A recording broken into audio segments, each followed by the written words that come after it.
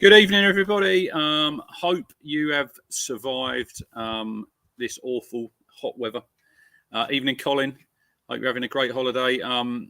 It's going to be only about 30 degrees tomorrow. So, yeah, happy days. I think Gov is going to put a live link in the chat tonight. So if anyone wants to come on and have a chat about Ben Stokes, because this is, we're chatting about Ben Stokes. I know England are playing at the minute. It's nearly all over against South Africa. That's not the feature today. We will probably touch on that. But the main menu tonight is Ben Stokes calls time at the bar. Good evening, Simon Harris. Hope you are well and I hope you are hydrated. Two quick things, as I usually say, if you are watching on YouTube, hit the like button, hit the subscribe button, 80 away from 4,000. And also, we are on Twitter, @OneTalkingCricket. Give us a follow, get involved. If you like cricket, tell your friends about us. And also, we are looking for a sponsor. So if you know anybody, a small business who wants to sponsor the pod, we would love you to come and get involved. Anyway, tonight I am joined by Rob and I'm joined by Brandon. Neil is, I think he's back off his holidays. Ian is in Bristol. He might come in via the live link. Good evening, chaps. How are you? Evening, mate. Warm. Warm. Very warm. Are we hydrated? Yes. I think there gets to a point where you drink that much water, there's just no more room anymore. But it's going to be cooler tomorrow, lads. It's only going to be about 30. So we will take that. Anyway. Brilliant. So yesterday, the news broke. Ben Stokes calling time on his ODI career. What were your initial thoughts, Rob? Were you shocked? I was a little bit stunned for about 5 seconds, and then I thought it all adds up. Well, yeah, mate, you've literally taken the words out of my mouth there. Yeah, completely agree. Timing-wise, to be fair, timing-wise, he's given him a year or so, wasn't he, to the World Cup? So there's plenty of time to get somebody in there. So that's pretty selfless, which is what the guy's about. Yeah, I'm not surprised. Like what he's come out with saying about the all the amount of cricket to play. Yeah, and I think out of the three formats, we will captain the tests. Captain the test. Everyone loves the T20. 50 over games on the wane a little bit, which is a shame, really, because 95% of people who play cricket, who play at the weekend, play 45, 50 overs. So it's actually what we all play. But it looks like the format that's somewhat struggling against the other two at the moment. So I can see why to get more time out of him means to play in those two formats, he has to drop one, and I completely get it. And would much rather watch him play tests for a lot longer than play everything for 2 years and then burn out. So I'm gutted, like you probably all are. But reflect on the good days. I'm sure we'll do that today. And definitely reflect on that day in 2019 when you were actually at Lords. We will touch on that probably very soon. What were your thoughts, Brandon? Were you the same as us, as myself and?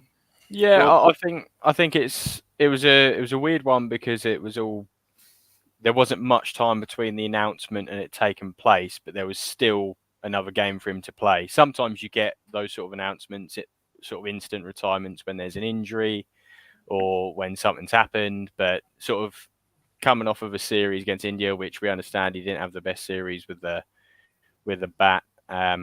It was a little bit out of the blue, but as you said, but when you look at South Africa have won by England 2-7-1 all out. There you go, all out. But when you look at the schedule coming up, I think it's something like 42 tests, 50 odd like ODIs, 50 odd T20s coming up between now and I think the next World Cup or whatever it was. I can't remember what it was. But there was a hell of a lot of cricket, and he's taken the job as Test captain. And I think if you're looking at 2020, that's not going to cause your body to break down as much as a whole day of cricket in ODIs. And so I don't think it's more so. I think it is more so about the length of an ODI game compared to a 2020 rather than. There we go. The sort of stature rather than. Oh, you froze. You froze. You're back.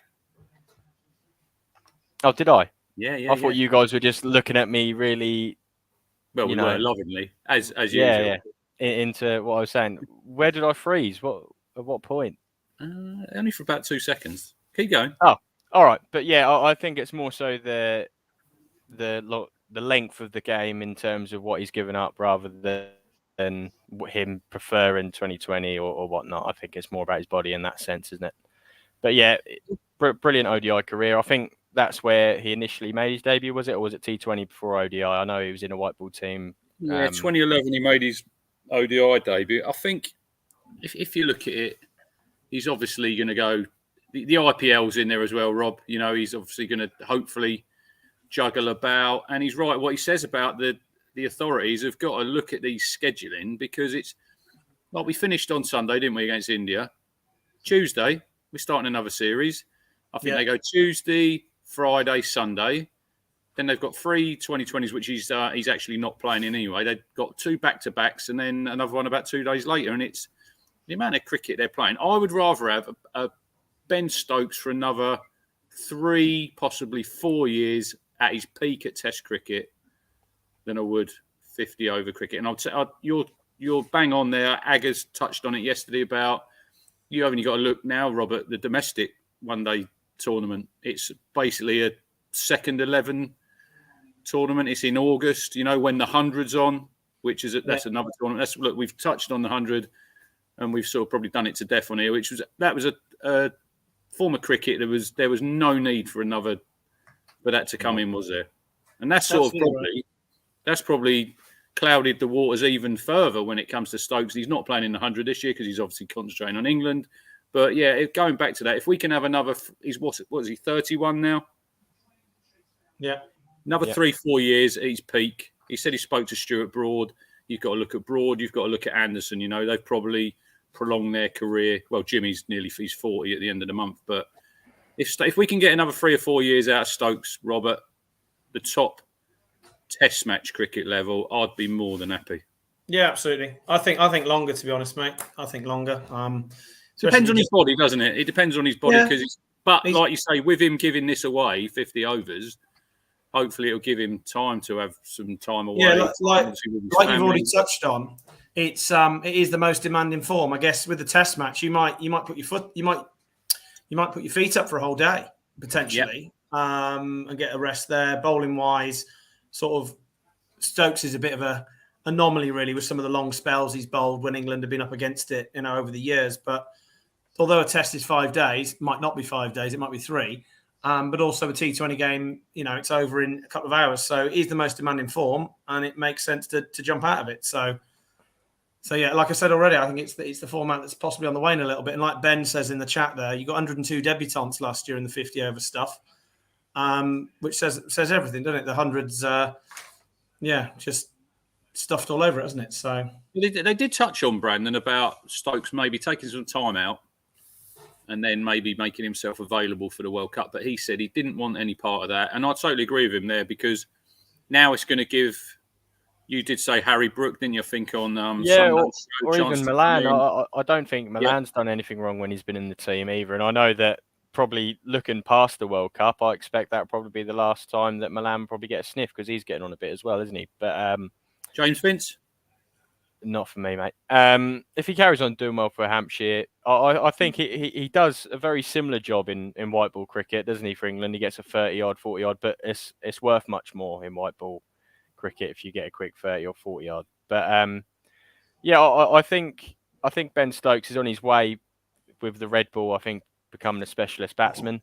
We've seen, obviously, I know that he bowled some long spells in the India Test match just gone, and occasionally in the New Zealand series, but I think he's on his way to batting at 5 rather than 6, probably in a couple of years. Ben Hobbs, why Vince not for you, Brandon? He has a tendency of getting in and getting out. I think he's one of the most frustrating players to watch. And although there are some players around the England setup now that aren't as consistent with him, maybe they have a big score in them, which is why they're still around. Like you look at Ollie Pope, if Vince played the same amount of Test matches as Ollie Pope, he'd probably have about the same amount of runs. But what Ollie Pope does is he accumulates single-figure scores, but then gets a big one to keep him in the Test team.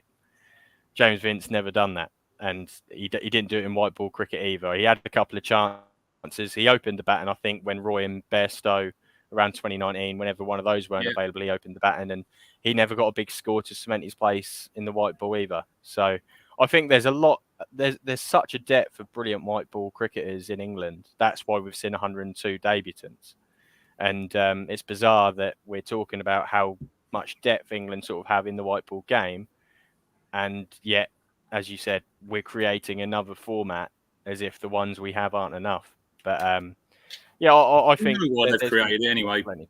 We know what they've created. Money. It's Money. for money. Money. We knew that, Money. for TV. Yes.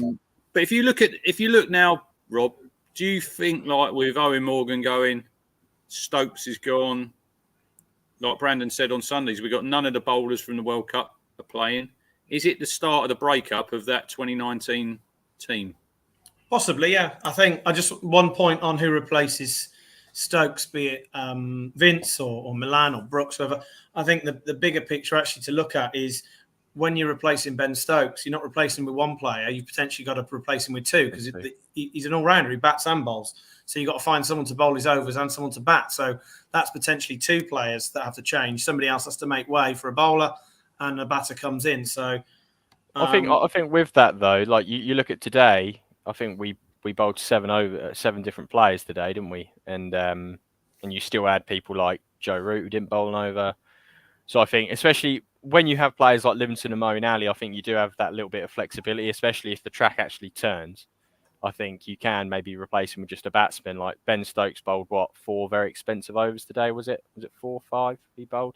Yeah. I think it was 5 for 44 he went for, or something like that. But I don't, as I said, I think for a little while he's been more of a specialist batsman, and England have started to use him a bit more like it. And I think it is just a batsman to replace him, especially now he's been batting at 4. Who's in the squad, Brandon? Is Salt in the squad for? I was wondering when that announcement games? came out if we were going to hear that they were going to add another batsman to the list. I think Brook is in it. I'll get that up if you want to carry on. Yeah, it'd be interesting to see who comes in Friday. Liam Savage is coming in from the roller. Hard at work down at Haverhill.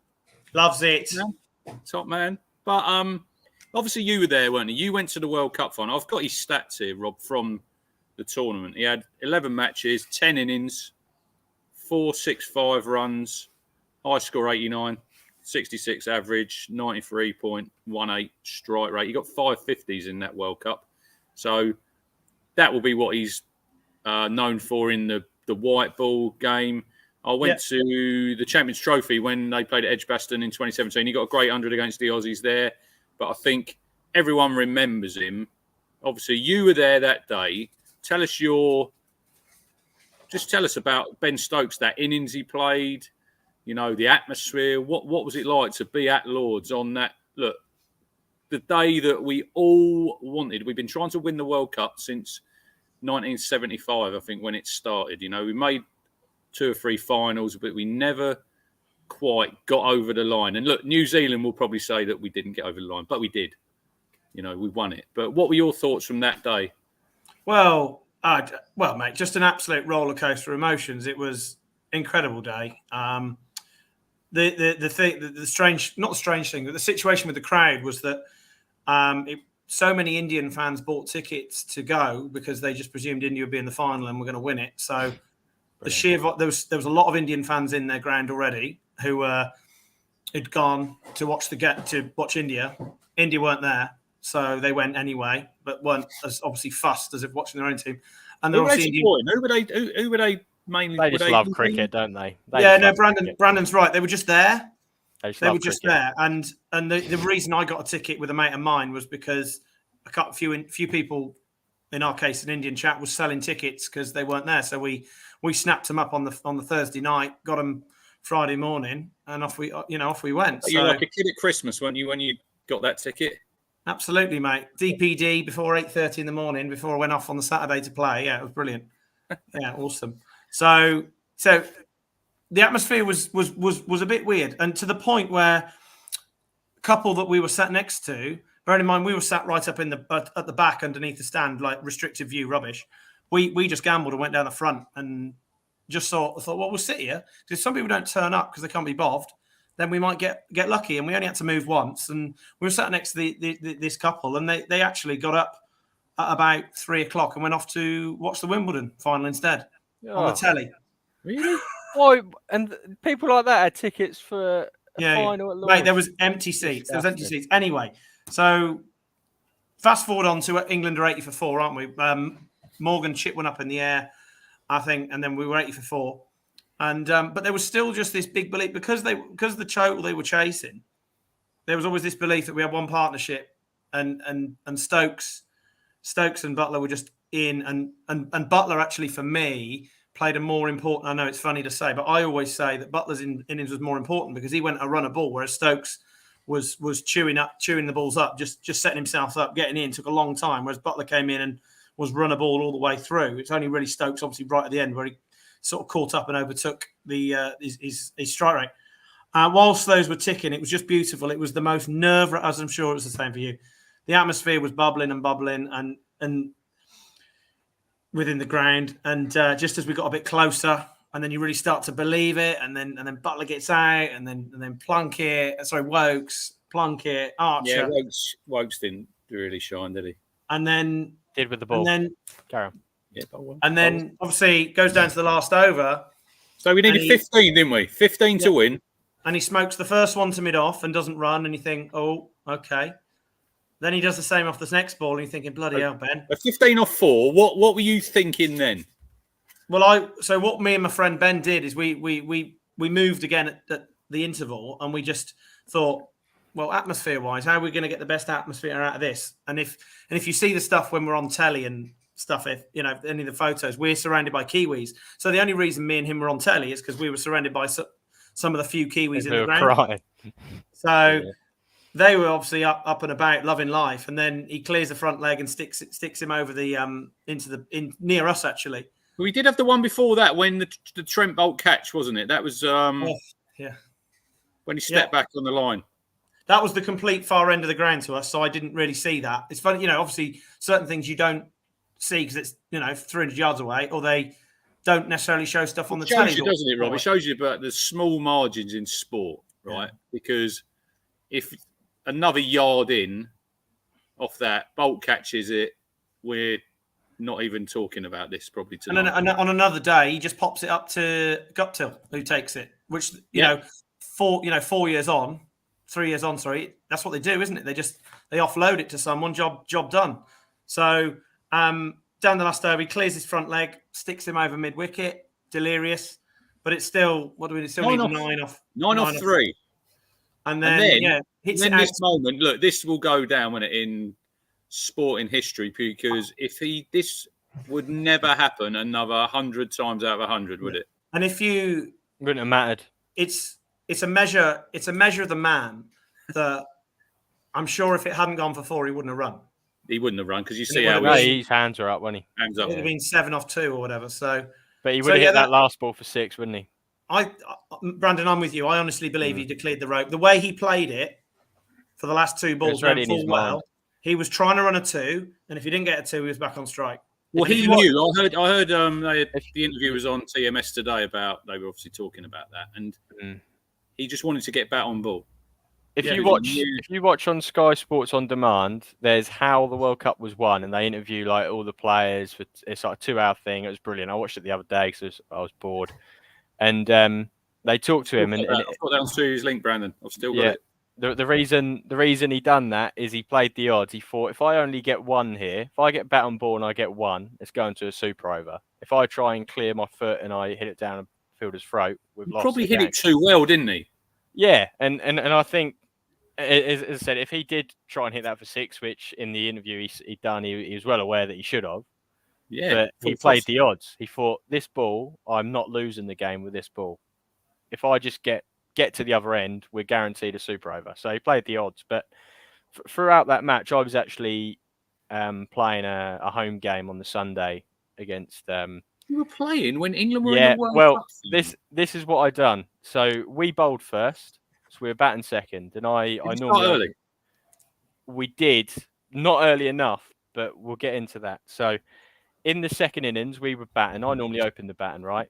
I tried to hide myself down the order, hoping that I'll watch all the World Cup and watch Joz and Ben Stokes get us there. What ended up happening was we got to about 12 overs left in our match, which the score evades me. And we called the lads in. So the fielding team came in and we watched the last 5 overs of the normal game, and then we watched the super over, and then we went back out in pure darkness down Harwich, which isn't warm, I'll tell you that much. But I ended up going in. I got run out without facing, so that was good. Oh. But I'd had a couple of vodkas, but to celebrate. But it was a good day. Good comment there in the chat from Paul about the previous post. All forms of sport are being massively affected by money, and the finances dictate that. Now we've only got to look at the golf now, Rob. You know how that's going. You know, it is money. The IPL, they're on about maybe even extending that. You know, that might be longer. So Stokes is obviously, he's thinking, look, I can make some money playing the IPL. He probably won't play a full IPL again. I'd doubt that. He might play. Depends on how the sort of fixtures fall. But yeah, going back to the final. So really, get back to where you were. Where were we? So we all know what happens. They obviously ran the 2-2s. The thing is with that 6, I'll go back, is obviously the Kiwis round us were going absolutely mad, and I almost felt a bit. If I was just around England fans, we'd have been celebrating like mad. But they'd won it. They literally won it until that happened, and then they were absolutely fuming. And then and obviously the thing to come out of it is that a few days later they realised actually it was only a 5. They should only put it as 5, not 6, but. These things happen, don't they? These little anomalies. So it goes to super over, and obviously Stokes gets the pads back on, and goes out again with Butler, and they tuned it about, and it looked like we probably had enough, didn't it? That's until Neesham got stuck into. When he smashed that 6, it wasn't a wide though, was it? First ball it was a great delivery. Great delivery. Did you hear that Joffrey Archer wanted to review it?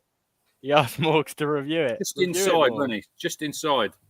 Yeah. Good evening, Ian Davis in the chat. Ian is there. He's in Bristol, I think, tonight. We've got Colin waiting. Bring him in, Gov. We'll have Colin on. I know he's on his hollybobs. Blimey, it's darker than where I am, Colin. Turn the light on, please. Is that Batman in the shadows? Mikey, come and see you. Oh, a minute. Oh, that's better. That's better.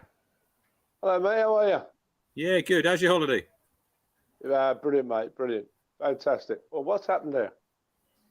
We can hear you loud and clear. Mate. Talk to me about Ben Stokes, Colin. Well, I think I'll do it. Rich, can you give me 2 minutes? Yeah. Drop him out, mine. We'll bring him back in. If anyone else wants to come in and take Colin's place, please. I know what Colin's going to say. Right. He's going to compare him to Ian Botham at some point. And that's where that conversation's going to go. You should have run a bingo card on it, Brennan. Right, so, and then obviously Neesham smacks it about, and what's his name? Roy misfielded twice, didn't he? And then managed to get it right. And it was crazy. The noise. For me, there was a guy as well who sat with us when it got down to 15 off 4. He went to leave. So he went, no, I've had enough, I'm going. Huffed off down the row, got to the end of the row. Smoked it for 6. And he was like, oh, and then we're like, no, go. Everyone was just telling him to go. But there was some bizarre people who probably hadn't been to many games at cricket. There were people who didn't necessarily support either of the teams. So the atmosphere came together, but it was, bizarre, completely bizarre. I suppose it is with a final, Rob. I suppose it is with a final. Like you say, there's probably different people who've got hold of the tickets. And then we watched them lift the cup, and they walked round. By now, my phone had died because it was 3 years ago, and phones didn't live that long. And so many people were messaging me that my phone broke anyway because people were saying, "I've seen you on telly." So that died. And then some pictures in the WhatsApp group, please, of you on the telly. Have you got that beard then? Yeah. And the other cap, the other cap I wear, the one that's perished now. Yeah, when it was in its better days.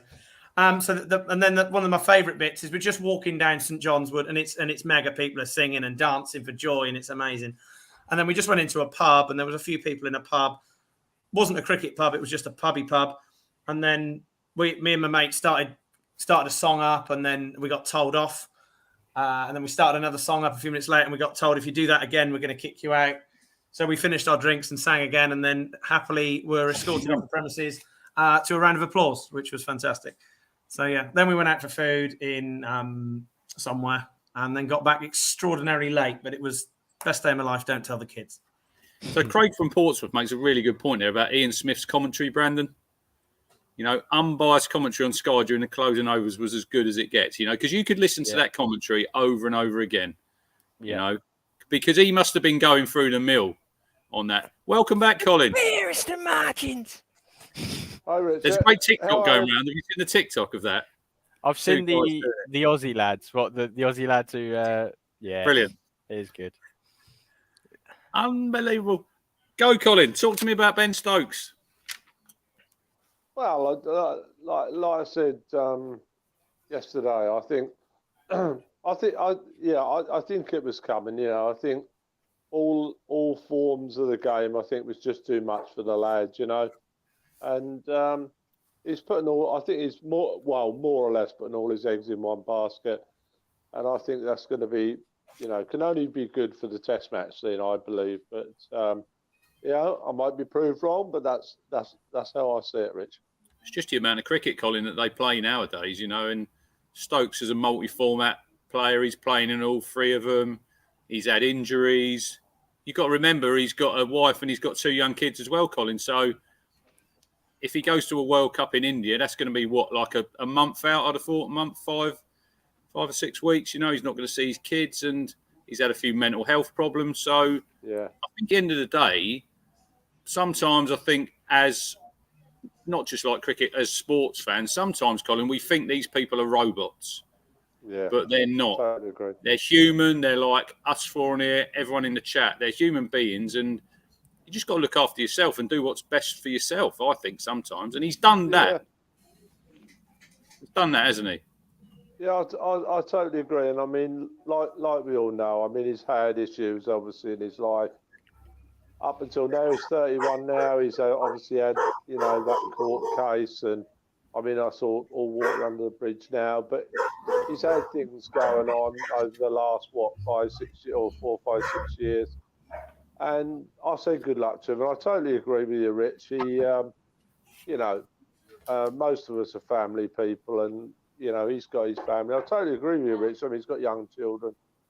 Got a lovely wife and obviously got a good lifestyle, and he wants to, you know, live that life as good as he possibly can do. And I think by calling a day on the one day scene, I think can only help him and his family. And I think that's a very, very good thing. Brandon did say when you disappeared, well, I'll ask you the question: Stokes or both of them? Oh, you know, well, I'm old enough to have watched both of them in his pomp. I've got to go for Ian Botham. I'm sorry, I just have. Ian Botham in his pomp was. I'm not saying Ben Stokes isn't, but I remember obviously the game at Head and Lee. You know, when he was batting with Chris Old and. You know, and the times at Edgbaston when he was like, you know, stumps were going all over the place, you know, left, right, and centre. I can't remember what he took that day, 7 for something, or 7, 4, or 8, or whatever it was. Everyone in the chat who's in there now, both of them, Stokes or Flintoff. There you go. I'll throw Freddie in the mix. Yes. Can I just want to throw something, just a little curveball. We're talking about his retirement from the one-day game, aren't we? We're not talking about it. So, for me, just because I love a stat, both of them averaged 23 in ODIs at strike rate of 79, and he took 145 wickets at 28.5. So, numbers-wise. Numbers-wise, Stokes 74 wickets at about 42. Yeah. 2,000, just under shy of 3,000 runs at just 39. Touch under 39. So, the gap, the classic all-rounder way we judge them is the difference between the batting and bowling averages, and on that one, Stokes is in one-day cricket. He's closer. I think it's hard. It's hard to compare one-day cricket in the 80s Yeah. and nowadays. Definitely. It's How do completely you think different. Botham? Just hang on, Colin. Quick question for sorry. Bob. How do you think Botham would have got on in T20? He'd have done all right. I think his bowling would have, if he'd have developed the slower balls and stuff, which he probably would have done. He would have been decent. Batting wise, he'd have had a load of fun. Yeah, definitely. Would you just pick up? If you could pick an all-time 11 like that, you'd have all the all-rounders, wouldn't you? You'd have Flintoff in as well and Stokes. Yeah. And I'd have just loved to see KP play in our current Test side. Just a quick plug. Give Freddie's program a plug, Rob, because you told me you've watched it all. Yeah, well, I watched 2 last night, and then the third one is on now. So I'm going to watch it when I finish. It's absolutely brilliant. I'm on the second one. Yeah, it's good. It resonates a little bit with stuff at my own at school as well, and even at club level a little bit at times. But no, I think he handles himself really well. Not just the chucking the money in bit, but more the not taking any crap off the kids, which is important. Check it out, everybody, in the chat. It's on the iPlayer. Really good. Go on, Colin. Back to you. Yeah, I was just going to say, I totally agree what the comments just made. I mean, you can't argue with the facts. Obviously there weren't. I know there was one-day cricket about in the eras we've just been talking about, but I probably remember more Ian Botham for his Test match cricket, really, because that's where for me he was more scintillating for me in the Test. But it is hard, Brandon, to compare eras, isn't it? Like people are saying. I think one thing as English cricket fans that we've been blessed with, I think we've had 3 of probably the top half a dozen all-rounders of all time from my knowledge. I think what we've had is 3 match winners. All 3 of those can win a match on their own, whether that be bat or ball. We've seen Ben Stokes maybe less over the ball recently, but I remember 5 years ago when he used to swing it around corners when Anderson and others were struggling. I think he bowled a spell against New Zealand at Lords, which just swung around corners. But they're 3 match winners, aren't they? And I think that's exactly what Ben Stokes done it in 2019 in the final, and then he done it obviously in the tests at Headingley. But he's a match winner. My name on the call tonight is 2 match winners lost, because that's what England cricket have lost in their ODI team in the last month, haven't they? They've lost Owen Morgan, who could win you a game on his own, and you've lost Ben Stokes, who could win it on his own as well. Some of the best moments in Ben Stokes' ODI career isn't with bat or ball. The first thing that came to my mind was his catch against South Africa the first day. Yeah, I watched it yesterday again. NASA saying, "What have you just done, Ben Stokes? You cannot do that." Over his head. That's nearly as good as the one against Australia when he catches it behind him. It's behind him. Yeah, I think, and when we've had players like that, you can compare them all you want, but I'm just thankful that I've been able to watch 2 of that out of the 3 of them. Ian makes a really good point there, Colin, in the chat about Botham was very different to what was around him at the time. He stood out more. He played cricket without fear. That before that was a thing, and they all play without fear nowadays. But Botham he was ahead of his time back then, wasn't he? Really? Yeah, you're absolutely right, Rich. I mean, Ian Botham was really the first one to really unleash in Test match cricket. I always remember a Test match in the same Australian series at Old Trafford. Oh my God, it wasn't, down Ben Stokes' street, but he got 100 at Old Trafford in an Ashes game. That was when he was hooking Dennis Lillee off his nose without looking at the ball, without a helmet on. Yeah. It was a Saturday afternoon. I remember my dad hadn't had a colour TV for that long. And I remember, we're probably out for a few years, but that weren't that long. And I remember that was a Saturday. I remember because we was watching it because obviously, you'd either been at school or work. And he was hooking it in the crowd for fun and pulling him all over the place. I mean, he was far, talking about one of the greatest fast bowlers Australia have ever had. And, right up there with with the greatest, with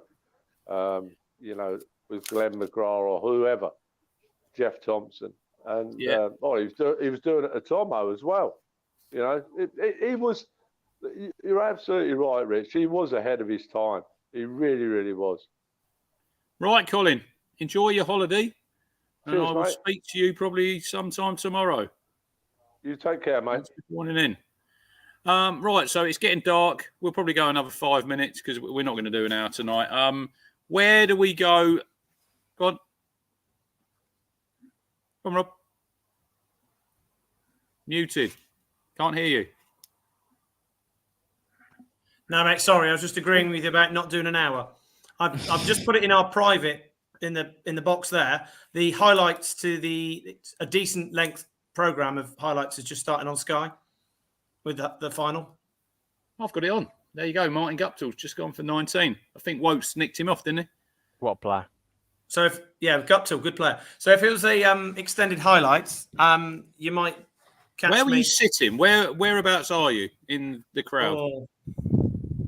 If you're on the players' balcony, look at about 2:30 from the players' balcony. Right. I can't remember the name of that stand, mate, to be honest. But yeah, you'll see me in with some Kiwis. So when the Kiwis do something good, they pan to us. Is that the Compton stand, or is that the other side to the Compton stand? I think further round from there, I think, mate. A little bit further round. I can't be completely sure without. Not quite the grandstand. I sent my ticket along with a picture of my kids to Ben Stokes in the hope that he'd sign them and send them back, but he never did. So, let's finish this video here then. Come on, Ben. It was all going so well, and you've not. I know.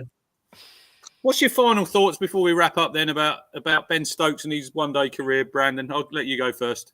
Sort of touched on it. Just a match winner. My favourite innings he ever played, other than the World Cup, was one that he played against Pakistan a couple of weeks before the World Cup started. I think he got 74 off 64 balls. We chased down 348, 3 balls left, and he was not out on 70 odd. We had no rights to win that game. He was batting with the tail. He was batting with people like Rashid, who, although he can play a lot through sort of behind square, wasn't ever going to go at the rate needed. But Ben Stokes just made it look really easy, and I think he's just box office, isn't he? Yeah, I think that's probably a word you'd say. Ben Stokes is box office. What about you, Rob? Final thoughts? Okay, so for me, I've already just summarising things I've already said. You've got to really replace 2 players because he did a double job for us and did it so well for 10 years or so. Obviously, my favourite innings was the 84 red plus bits at Lords when we won the World Cup. But one little anomaly, because we love one, is in 2015, he was, of course, out against the Australians in a one-dayer, obstructing the field. So, well done. Oh, that's when you heard Stark hurled the ball at him. That was I see that the other day somewhere. It was a little bit. He was sort of taking evasive action, wasn't he? And it was just when they brought that rule. They changed the rule, hadn't they, recently? So I think they were after one. So yeah, you get it in club, don't you, Brandon? You get always in the way, obstructing the field when the throw comes in, but now. And my trigger movement sends me down the track a couple of yards as well, so I get the balls chucked. I thought you were going to say your trigger movement sends you down 2 meters outside leg stump. No, my trigger movement sometimes takes me to the clubhouse after a couple of balls. Actually, talking about outside leg stump, we're on about Mark Wood, who unfortunately is going to have another elbow operation if everyone doesn't know, because he made that comeback. He has a career in the commentary box, though, doesn't he? Yeah, very good. He's got a book coming out as well. He's got a book. Book looks brilliant. Yeah, but I think it was Ian shared it in the Twitter group of they showed on Sky the 5 wickets he got for Ashington, but they failed to show the highlights of him getting absolutely carted. They weren't getting into line. Talking about moving 2 yards outside leg stump. Square leg umpire had company, didn't he? Yeah, there was a couple of sixes flying over point, but yeah. Look, I'm really hoping that Mark Wood can come. I don't think he'll play. We touched on him Sunday, Brandon, didn't we, about Test cricket? I think Test cricket, I don't think he'll play again. Hopefully, his injury really does depend on that, doesn't it? How well the surgery goes. Because I think the problem with Jofra Archer is his elbow was causing him issues even before he broke into the Test team. So I don't think we'll see him. And Wood, I really hope we do see Wood, because I think you could see by the way he bowled in Australia recently, every single ball has every ounce of him into it, doesn't it? Regardless of the situation. But yeah, I think he'd make a brilliant commentator if he does have to call a career early. Did you hear his bits about Jos Butler? You know when Jos is coming at you because he has a little wiggle. Yeah, he was doing the wiggle. Yeah. He's done the wiggle. Oh, he's coming, Jos. Brilliant. But before we close, Ian says, middle please, umpire podcast with Miles Jupe and Mark Wood is nearly as good as this podcast, but only nearly. But thank you for everyone who's in the chat tonight. Thank you to Rob. Thank you to Brandon. We've only done 40 minutes tonight, Plenty. so a little bit shorter. We'll be back in the probably a week and a half. We'll review the one day and T20 series. Hopefully it'll be better for England after defeat today. And Phil Salt is the only other batsman in the ODI squad, by the way. Only Phil Salt. Salt in on Friday. And I imagine Sam Curran probably will play because of his ability with the back. So otherwise we're a bit short, aren't we? Topley back in. Probably. Him and Willie back in, I think. Yeah, I think so.